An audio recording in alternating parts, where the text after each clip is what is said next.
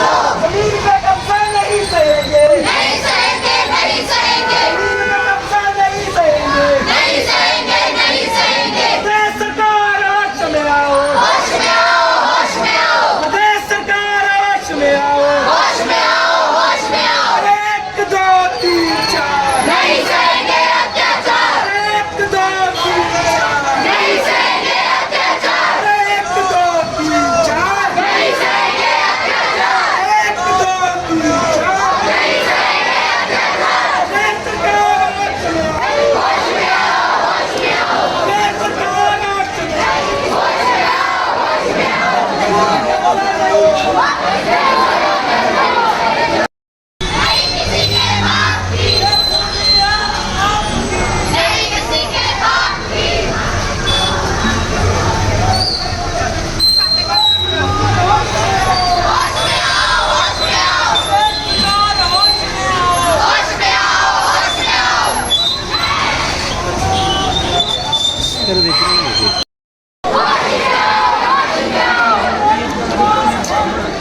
होश में आओ, होश में आओ।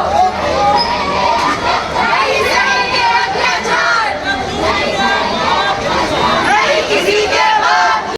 प्रदेश सरकार होश में आओ, होश में आओ, होश में आओ। गले की भूमि वापस दो, वापस दो। किसी की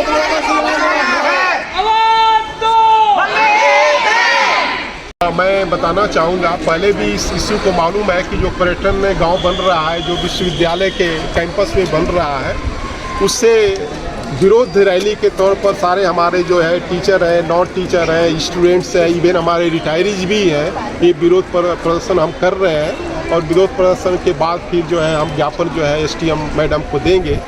जो इशू है वो हम लोगों का इशू, या आप कर लीजिए अनुरोध जो माननीय मुख्यमंत्री जी से रहेगा कि जो पर्यटन गांव बन रहे हैं जो हमारे विश्वविद्यालय में, वो वहाँ पर नहीं बनना चाहिए। बहुत सारी श्यामलाल ज़मीन पड़ी हुई है, वहाँ पर बन सकता है। और मोर ओवर 112 हेक्टेयर लैंड जो है अगर विश्वविद्यालय की वहाँ से जाती है तो एक इशू आपको मालूम है कि अभी प्रोसेस चला हुआ केंद्रीय कृषि विश्वविद्यालय बनने के लिए, और वहाँ पर एक कंडीशन है कि 500 हेक्टेयर लैंड होनी चाहिए। अगर हम 112 हेक्टेयर लैंड गवर्नमेंट ले लेती है तो विश्वविद्यालय के पास जो है 500 से कम लैंड होगी, जिससे हमारा केंद्रीय विश्वविद्यालय नहीं बन सकता है। जहाँ तक विश्वविद्यालय की बात है, आपको मालूम है कि विश्वविद्यालय में जो है शिक्षण के अलावा बहुत सारी हमारी तकनीकी भी वहाँ से जनरेट होती है, बहुत सारे एम्प्लॉयमेंट है, और आपको मालूम है कि 200 से ज़्यादा हमारी वैरायटी जो वहाँ पर निकली हुई है। और हमारे जो स्टूडेंट्स हैं देश विदेश प्रदेश में जाकर के देश की सेवा कर रहे हैं और अपने प्रदेश और किसी विश्वविद्यालय का जो है नाम रोशन कर रहे हैं।